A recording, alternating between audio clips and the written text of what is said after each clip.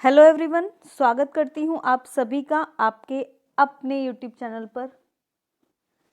देखिए, आप सभी जानते हैं शिक्षण विधियाँ हम पढ़ रहे हैं और आज हम बात करेंगे रसास्वादन विधि के बारे में। आज मैं एक नई विधि लेकर आपके लिए आई हूँ, रसास्वादन विधि। कौन सी विधि है? रसास्वादन विधि। आप सभी को पता है कि रीट दोबारा से हो रही है और सभी लोग जानते भी हैं कि रीट में भी शिक्षण विधियाँ पूछी जाती हैं। तो जितनी भी शिक्षण विधियाँ मैं करा रही हूँ या इससे पहले 16-17 जितनी भी हुई है, उनको बहुत अच्छे से देखिए, उनको समझिए और साथ साथ आपका सिलेबस सेकंड ग्रेड का और रीट का पूरा होता रहेगा, क्योंकि हिंदी व्याकरण, संपूर्ण हिंदी व्याकरण भी मैं करवा चुकी हूँ। प्लेलिस्ट बनी हुई है। आप सेकंड ग्रेड की कर रहे हैं, आप कर रहे हैं अगर रीट की, तो सब में मेंशन है कि हाँ हिंदी व्याकरण आएगी, तो आप वहाँ से अपने टॉपिक्स को क्लियर कर सकते हैं।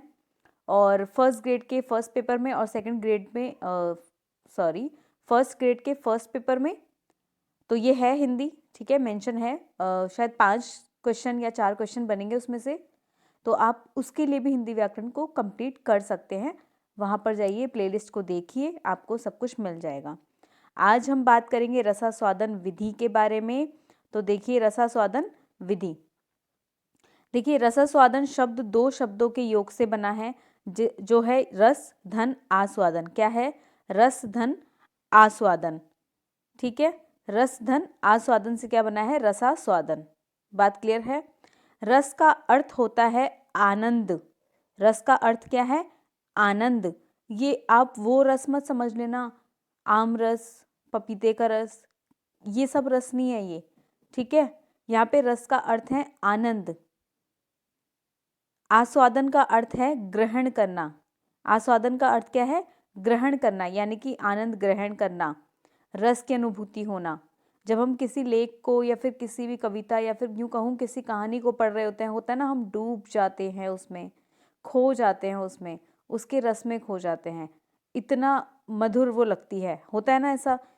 चलिए, जब कोई रचना उचित, देखिए, जब कोई रचना उचित स्वराघात, उपयुक्त गति, भाव भंगिमा के साथ प्रस्तुत की जाती है, तब उसे रसास्वादन विधि कहते हैं। कोई भी रचना है, उसका स्वराघात कैसा है, उपयुक्त गति कैसी है उसकी, उसमें भाव भंगिमा कैसी है, अगर इन सब चीज़ों के साथ में वो प्रस्तुत की जाती है रचना, तो वो रसास्वादन विधि के अंतर्गत आ जाती है। अगर ये सब नहीं हुआ तो वो नीरस हो जाएगी, पढ़ने में कोई आनंद ही नहीं आएगा, ठीक है। तो वो कैसी हो जाएगी? नीरस हो जाएगी, रस का आनंद नहीं आएगा, रस की अनुभूति नहीं होगी। इतनी बात क्लियर है? और जब यदि किसी रचना में ये सब चीज़ें आ जाती हैं तो रस की अनुभूति हो जाती है। अच्छा, इसका मुख्य उद्देश्य किसी कविता या पदों में दिए गए शब्दों में निहित रसों की पहचान करना होता है। मुख्य उद्देश्य पूछ सकते हैं, क्या होता है? किसी कविता या पदों में दिए गए शब्दों में निहित रसों, कोई शब्द है उसमें जो रस है उसकी पहचान करना होता है, ठीक है। ये देखिए, जैसे करुण रस, सौंदर्य रस, वीर रस या हास्य रस आदि तथा रसों का आनंद कराने की दृष्टि से कविता का शिक्षण करवाना है, ठीक है। फिर मैं बता दूं, ये आम रस, नींबू रस, ये सब कुछ भी नहीं है। ये करुण रस, सौंदर्य रस, वीर रस तथा हास्य रस, इन रसों का आनंद प्रदान करते हैं, तब हम कहते हैं हमें रस की प्राप्ति हुई, है ना, तब हम कहते हैं हमें रसास्वादन हुआ। इतनी बात क्लियर है? कोई कविता ऐसी होती है जो पढ़कर ही ऐसा लगता है कि वाह, खो गए बिल्कुल, मतलब ऐसा साक्षात हो रहा है, इस तरह से आनंद में चले जाते हैं, तो वही होती है रसास्वादन विधि। और बिना रसास्वादन के तो कुछ चीज़, कोई रचना भी हम पढ़ते हैं तो वो होता ही नहीं ना, क्योंकि उसमें डूबते ही नहीं है, उसमें रस आता ही नहीं है, तो फिर पढ़ेंगे कैसे? मज़ा ही नहीं आएगा, इंटरेस्ट नहीं जागेगा, आनंद नहीं आएगा। इस विधि का मुख्य उद्देश्य कविता में स्थित रस का आनंद या रस की अनुभूति, रसानुभूति करवाना है। देखिए, कविता में स्थित रस का आनंद आएगा, रसानुभूति यानी कि रस की अनुभूति होगी। यह विधि सभी स्तर के विद्यार्थियों के लिए अनुकूल है। सभी स्तर के बालक जो है वो पढ़ते हैं इसको, सभी स्तर के, लेकिन प्राथमिक स्तर के लिए ज़्यादा महत्वपूर्ण हो जाती है। प्राथमिक स्तर वालों के लिए ज़्यादा, क्योंकि उनको क्या, उनको आनंद की प्राप्ति होने लग जाती है, रस की अनुभूति होने लग जाती है, और वैसे तो वह सभी के लिए है महत्वपूर्ण। ठीक है, यह एक प्रकार से उपसंहार विधि है। देखो ये वाला जो पॉइंट है ना, ये स्टार लगाने वाला है। क्यों है? क्योंकि देखिए बाकी तो आप समझ ही लेंगे, लेकिन ये आप भूल सकते हैं एंड में जब एग्जाम आएंगे तब। तो इस तरह का प्रश्न बनता है, जो रसास्वादन विधि है उसका अन्य नाम क्या है? तो उपसंहार विधि है। क्या है? उपसंहार विधि है, याद रखना है इसको। अर्थात सामान्य रूप से व्याख्या के बाद रसास्वादन कराना, यानी कि सामान्य रूप से क्या करा दी? व्याख्या करा दी, उसके बाद में रस की अनुभूति हो गई। उपसंहार विधि याद रखना, रसास्वादन का जो अन्य नाम है वो उपसंहार विधि के नाम से भी जाना जाता है। ठीक है, याद रखना, मेल जोल तो हो नहीं रहा इनके नाम से, लेकिन इसीलिए कह रही हूँ कि कंफ्यूज हो जाओगे और भूल जाओगे, तो इस पॉइंट को आप बहुत अच्छे से याद रखना। मौन वाचन अनुचित है। देखिए मौन वाचन कैसा है? अनुचित है। तथा भावानुसार सस्वर वाचन उचित। देखिए इसमें क्या है ना, मौन वाचन अगर हम मौन वाचन करेंगे तो वो अनुचित हो जाएगा, वो उचित नहीं है फिर। और जब हम भाव के अनुसार सस्वर, स्वर के साथ में वाचन करेंगे तो वो कैसा होगा? उचित होगा। जब सस्वर वाचन किया जाएगा तो रस की अनुभूति होगी, रस की अनुभूति होगी। लेकिन जब मौन वाचन, अगर आप खुद सोचिए, आप कोई बुक पढ़ रहे हैं, आप मौन रूप से उसको पढ़ रहे हैं, मौन वाचन कर रहे हैं उसका, तो रस की अनुभूति उतनी अच्छी नहीं होगी जितनी होगी सस्वर वाचन के साथ में, क्योंकि उसमें लय, गति, ये सब चीज़ें भी आ जाएंगी, भावानुकूलन हो जाएगा वो। ठीक है, स्वराघात आ जाएगा उसमें, तब सस्वर वाचन इसमें क्या होगा? उचित होता है। किसमें? रसास्वादन विधि में। मौन वाचन कैसा है? अनुचित है इसमें। ठीक है, व्याकरण का प्रयोग इसमें नहीं होता है। ठीक है, ग्रामर का प्रयोग इसमें नहीं हो रहा है। इस विधि में कविता के मूल भाव को छोड़कर, क्या है कविता का मूल भाव? इसको तो छोड़ो, केवल शब्दों के रस को ग्रहण किया जाता है। मूल भाव क्या कहना क्या चाहता है, वो उस मूल भाव को छोड़कर सिर्फ शब्दों के रस को ग्रहण करते हैं। ठीक है, उसी से रसास्वादन करते हैं। इस विधि में कविता के मूल भाव को छोड़कर और क्या किया है? रस, शब्दों के रस को ग्रहण करते हैं। इस विधि में अध्यापक का लक्ष्य कविता का अर्थ बतलाना नहीं होता है। ये नहीं है कि कविता का अर्थ बता दिया, कविता ये है ऐसा, कविता ये कहना चाहती है, कविता का अर्थ ये है, नहीं। इसमें क्या है? कविता का आनंद लेने में छात्रों को समर्थ बनाना होता है। क्या होता है? समर्थ बनाना होता है। कुछ कविताएं ऐसी होती है जिसमें जो प्राथमिक स्तर वाले बालक है उनको अर्थ से कोई मतलब नहीं है, उनको तो बस रस आना चाहिए, उनको तो आनंद आना चाहिए। ठीक है, तो इस विधि में कविता का आनंद लेने के लिए छात्रों को समर्थ बनाना होता है, ताकि उनका इंटरेस्ट जगे, ताकि उनका क्या हो? इंटरेस्ट जगे, उनको उसमें क्या होने लगा है? आनंद आने लग जाए। ठीक है, उनको उसमें रस की अनुभूति होने लग जाए, ताकि वो जुड़े रहें इसमें से। ठीक है, तो मेन मकसद तो फिर यही हुआ। इस विधि से छात्रों में भावात्मक प्रवृत्ति का विकास होता है। ठीक है, जो भावात्मक प्रवृत्ति होती है उसका इस विधि से क्या होता है? विकास होता है। देखिए इस विधि का सर्वाधिक उपयोग प्राथमिक स्तर पर होता है, जैसे कि मैंने बताया था, वैसे तो सभी स्तरों के लिए उपयोगी हो जाएगी, लेकिन सबसे ज़्यादा उपयोगी किसके लिए होगी? प्राथमिक स्तर के बालकों के लिए, क्योंकि उनको अर्थ से कोई मतलब नहीं है, क्या अर्थ कहना चाहती है कविता, कोई मतलब नहीं है, उनको तो आनंद की प्राप्ति होनी चाहिए, वो तो बस कनेक्ट करने चाहिए। ठीक है, उनको तो आनंद आना चाहिए, इंटरेस्ट आना चाहिए, रुचि पैदा करने के लिए, तो ये प्राथमिक स्तर के लिए ज़्यादा क्या होगी? उपयोगी हो जाएगी। कविता शिक्षण में मौन वाचन कराना उचित नहीं है।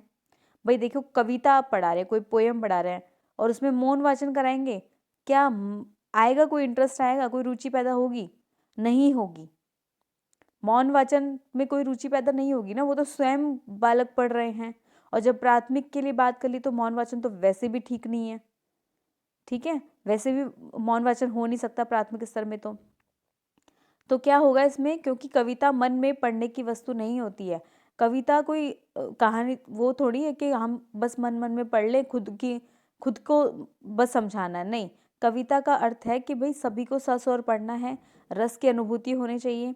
अध्यापक पढ़ा रहे हैं, बालकों का, विद्यार्थियों का उसमें इंटरेस्ट, उसमें रुचि आनी चाहिए। ठीक है, उनको रस की अनुभूति होनी चाहिए, उनको समझ में भी आएगा। उसको भावानुसार सस्वर पढ़ाना ही श्रेष्ठकार होता है। ठीक है, तो इसमें ये चीज़ होती है, मौन वाचन कविता के लिए उपयुक्त नहीं होता। ऐसा प्रश्न भी बन सकता है, क्या कविता में कौन से वाचन? तो आपको एक ऑप्शन ऐसा मिलेगा मौन वाचन, उसको आपको क्रॉस करना पड़ेगा, उसको आपको रॉन्ग करना पड़ेगा, निकालना पड़ेगा उसको। ठीक है, तो कविता शिक्षण के लिए कभी भी मौन वाचन उपयुक्त नहीं होता है। कैसा होता है? देखिए कविता के लिए तो देखो लयात्मकता आती है कविता में, है ना। क्या आती है? लयात्मकता आती है। गाया जाता है कविता को, तो गाया जाता है ना पोयम को, तो इसी तरह से उसको मौन वाचन से पढ़ाना या मौन वाचन से पढ़ना बिल्कुल अनुचित है ये। तो कैसे पढ़ा जाए? देखिए भावानुसार सस्वर पढ़ाना होता है कविता को, ठीक है। इस विधि से छात्र को यति गति तथा लय तान का ज्ञान होता है। लय गति, लय और तान का ज्ञान हो जाएगा, यति गति का ज्ञान होगा। कब उनको ज़्यादा लंबा जो है तान लेना है वो उनको पता लगेगा, कहाँ पर उनको लयात्मकता लेकर आनी है। एक म्यूज़िक सा इसमें बन जाता है, ठीक है, एक साउंड क्रिएट हो जाता है, म्यूज़िक सा इसमें बन जाता है जब एक साथ एक स्वर में बालक इसको पढ़ते हैं। इस विद्यालयों में तो ये होता है ना, एक साथ कविता अगर मैम या अध्यापिका पढ़ा रही होती हैं तो एक साथ एक स्वर में बच्चे पीछे पीछे उसको गा रहे होते हैं, उनको याद भी हो जाता है। और आपने कभी कभी देखा होगा घर पे भी वो कविता बोलते ही रहेंगे, गाते ही रहेंगे, पूरी उस लय गति के साथ में बिल्कुल गाएंगे, ठीक है। उनको मुँह ज़बानी एकदम याद रहती है कि ऐसा आज तो हम पढ़कर आए हैं, घर पर भी आकर वो सुना रहे होते हैं, ठीक है। तो कविता क्या है? मौन का विषय नहीं है, ये मौन वाचन नहीं हो सकता है इसमें। इसमें क्या होगा फिर? इसमें होगा भावानुसार सस्वर वाचन होगा कविता में, ठीक है। कविता शिक्षण जब कराते हैं तो मौन वाचन का अनुचित प्रयोग है ये। तो उचित क्या हुआ? सस्वर पढ़ाना, यति गति लय के साथ में पढ़ाना। कविता के भावों को हृदयंगम करके कवि के साथ तादात्म्य स्थापित करना। देखिए हृदयंगम करके कवि के साथ तादात्म्य स्थापित करना, ये भाव है, ये कविता का भाव है ये, ठीक है। और भाव विभोर होकर कविता का आनंद लेना इस विधि की सार्थकता है। इस विधि की सार्थकता है कि कविता को कैसे पढ़ाया जाएगा? एकदम हृदयंगम करके कवि के साथ तादाद में स्थापित करना है। जिस तरह से कवि प्रस्तुत करना चाहते थे उसी तरह से, उसी भाव विभोर होकर कविता का आनंद लेना इस विधि का क्या है? सार्थकता है। तो आज हमने बात कर ली है रसास्वादन के बारे में, ये देख लीजिए, छोटी सी विधि है, अच्छी है, याद रखना। उपसंहार के बारे में याद रखना, भूलना मत उपसंहार को, ठीक है। ये पॉइंट बहुत इंपॉर्टेंट है इसमें, ये देखिए इधर है यहाँ पर, तो इस पॉइंट को तो बिल्कुल आप भूलिएगा नहीं। यहाँ से प्रश्न बनेगा, और प्रश्न बनेगा, ये देखिए, ये सर्वाधिक तो प्राथमिक स्तर के लिए होगा, एक तो यहाँ से बन जाएगा, और बन जाएगा, ये बन जाएगा, मूल भाव को छोड़कर केवल शब्दों के रस को ग्रहण किया जाता है, बिल्कुल किया जाता है, ठीक है। अध्यापक का लक्ष्य कविता का अर्थ बतलाना ना होकर, यहाँ से भी प्रश्न बनेगा, और बनेगा, ये देखिए यहाँ से प्रश्न बनेगा, कविता शिक्षा में मौन वाचन कराना उचित नहीं है क्योंकि कविता मन में पढ़ने की वस्तु नहीं होती है, उसको भावानुसार सस्वर पढ़ना ही श्रेष्ठकार होता है। तो यहाँ से ये प्रश्न बन जाएंगे। तो इन 5-6 चीज़ों को आप लोग याद रखिएगा। चलिए आज हमारी रसास्वादन विधि यहीं पर कंप्लीट होती है। कल मैं आऊँगी आपके समक्ष एक नई सी विधि के साथ में। तब तक आप सभी लोग अपना ध्यान रखिएगा, और चैनल को सब्सक्राइब नहीं किया है तो प्लीज़ चैनल को सब्सक्राइब कर दीजिए। आगे बेहतर से भी ज़्यादा बेहतर देने की कोशिश मेरी रहेगी। चलिए आप सभी लोग अपना ध्यान रखिएगा। धन्यवाद, बाय बाय।